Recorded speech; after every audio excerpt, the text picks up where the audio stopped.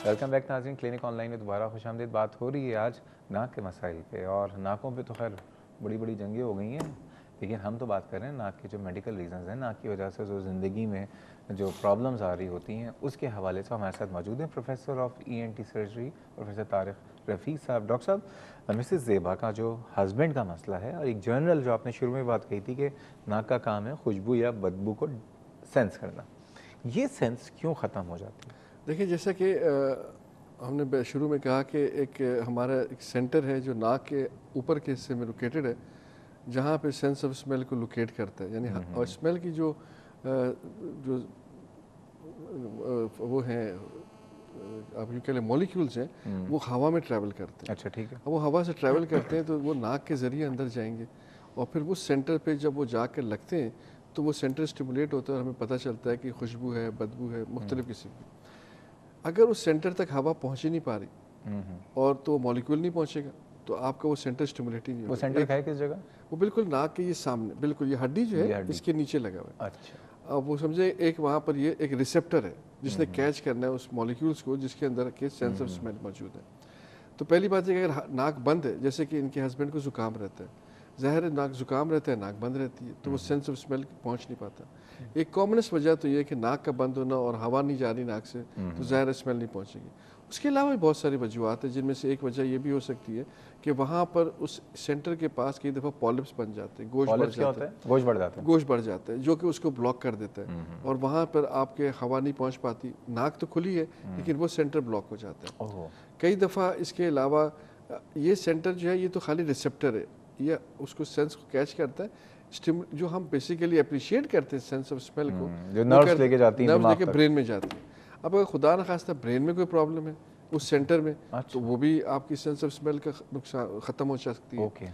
तो अब अगर किसी पेशेंट को ये प्रॉब्लम होता है तो सबसे पहले तो उसकी हिस्ट्री प्रॉपर्ली जाती है कि क्या है। जैसे ज़ुकाम है तो मोस्ट लाइकली ज़ुकाम की वजह से प्रॉब्लम है, या फिर उसको एग्जामिन किया जाता है, इन्वेस्टिगेशंस की जाती है कि कोई पॉलिप तो नहीं है। कई दफ़ा लोगों का कोई ट्रॉमा हो जाता है, चोट लग जाती है, तो वो नाक की हड्डी टूट गई, तो वही वाला सेंटर जो नाक की हड्डी के नीचे लगा हुआ है वो डैमेज हो गया, सेंस ऑफ स्मेल ख़त्म हो गया। ठीक है। तो ये सारी चीज़ें जो है पता की जाएंगी जब इन्वेस्टिगेट किया जाएगा क्या वजह हो। तो हल क्या है इसका, क्या मशवरा देंगे? इसका मेरा मशवरा तो ये है कि जो भी इनके इलाके में अच्छे ENT कंसल्टेंट उनको दिखाएं, भुट्टा साहब जैसे ना हो और उनको दिखाकर इस बात का तयन करें कि इनके जो सेंस ऑफ स्मेल का लॉस है इसकी वजह क्या है। ठीक है। जब आप उसकी वजह पता करेंगे, उस वजह को करेक्ट कर देंगे तो ज़ाहिर बहाल हो जाएगी। ठीक है। वैसे इसका एक फ़ायदा भी है, लेकिन ये तो नुकसान है कि यस वहाँ पे इस्लामाबाद में गैस के हीटर्स होते हैं और कहीं गैस खुली लीक हो गई, लेकिन वैसे आपको कहीं बदबू फील ही नहीं होगी है ना?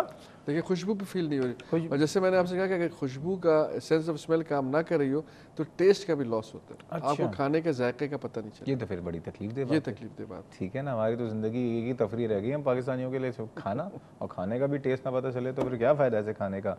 जाहिदा साहबा फैसलाबाद से, इनका मसला है कि इनकी नाक जो है, इनको रात में घुटन भी हो जाती है, कहती हैं एस्मा जैसा रहता है, नज़ला भी रहता है, और नाक का ऑपरेशन हो गया, ऑपरेशन का इनको पता भी नहीं चला।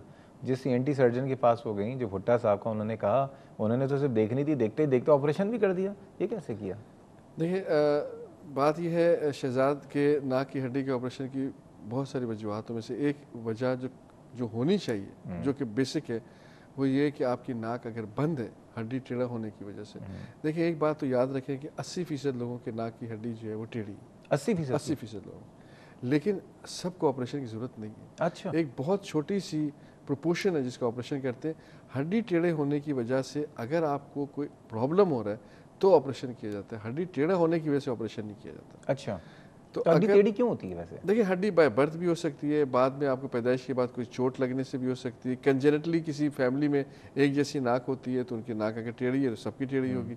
लेकिन अगर उन्हें कोई इशू नहीं हो रहा नाक की हड्डी टेढ़ा होने से तो कतई ऑपरेशन की ज़रूरत नहीं है। ऑपरेशन की ज़रूरत उस सूरत में अगर उस टेढ़ी हड्डी से कोई इशू हो रहा है। इन्होंने जो अपना बताया इसमें बज़ाहिर इनको एलर्जी का प्रॉब्लम है, क्योंकि इनकी नाक खुली रहती है। हड्डी टेढ़ा होने से पहली चीज़ ये होगी कि वो ऑब्स्ट्रक्ट करेगी और नाक बंद होगी।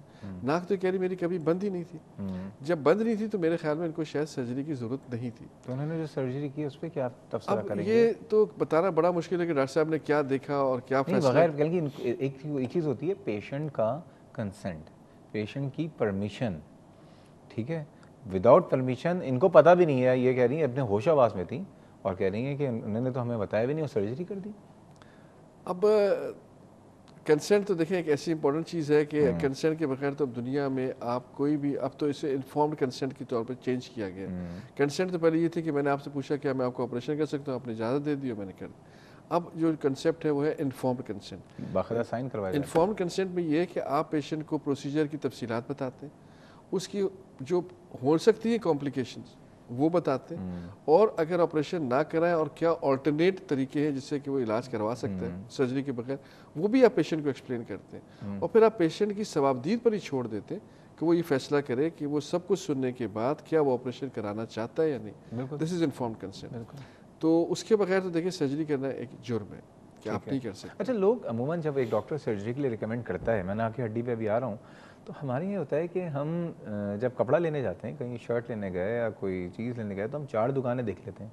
लेकिन अगर कोई डॉक्टर रिकमेंड कर रहा है आपको कोई ऐसे सर्जरी का या किसी प्रोसीजर को, तो क्या पेशेंट का राइट है कि वो 2-3 ओपिनियंस और ले किसी अपनी उसी फील्ड के डॉक्टरों से, या बस जो डॉक्टर साहब ने कह दिया है बस वो करवा ले? इस सवाल को मैं लॉक कर रहा हूँ। एक कॉल लेता हूँ, गुजरांवाला से एमन है, उसके बाद मैं आपके सवाल का जवाब देता हूँ। एमन, अस्सलाम वालेकुम। वालेकुम सलाम, कैसे हैं आप? मैं बिल्कुल ठीक हूँ, आप सुनाए खैरियत से हैं?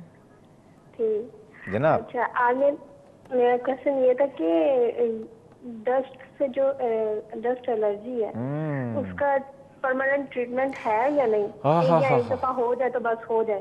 क्या सवाल किया आपने?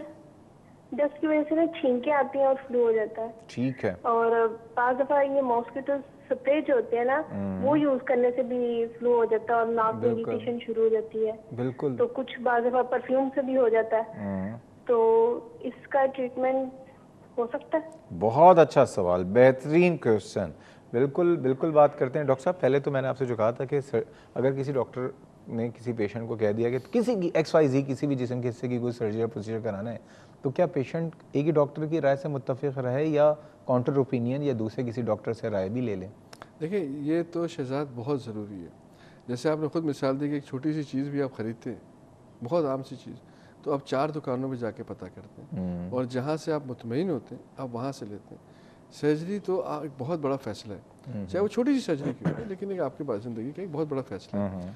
तो कोई भी अच्छा डॉक्टर कभी भी ये नहीं कहेगा कि जी अब मैंने आपसे कहा अब आप किसी और से ना पूछें। पेशेंट का भी राइट है कि वो एक सेकंड ओपिनियन, थर्ड ओपिनियन ले, और डॉक्टर्स को भी चाहिए कि पेशेंट को एनकरेज करें कि वो जो उनकी ओपिनियन है उसके बाद किसी और से भी ओपिनियन लें।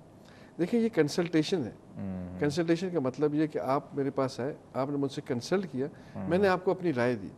2 डॉक्टरों की, 2 आदमियों की राय में इख्तलाफ हो सकता है। ज़रूरी नहीं कि जो मेरी राय है वही राय दूसरे डॉक्टर की भी हो।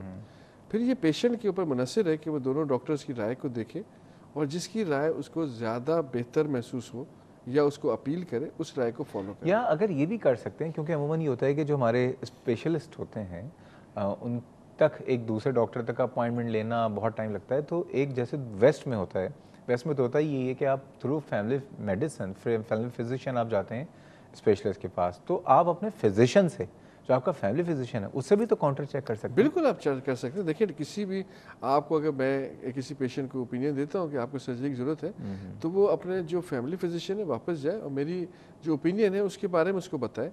हो सकता है फैमिली फिजिशियन महसूस करे कि मेरी ओपिनियन मुनासिब नहीं है और वो उसको किसी और कंसल्टेंट के पास रेफर करे कि तुम एक सेकंड ओपिनियन ले लो।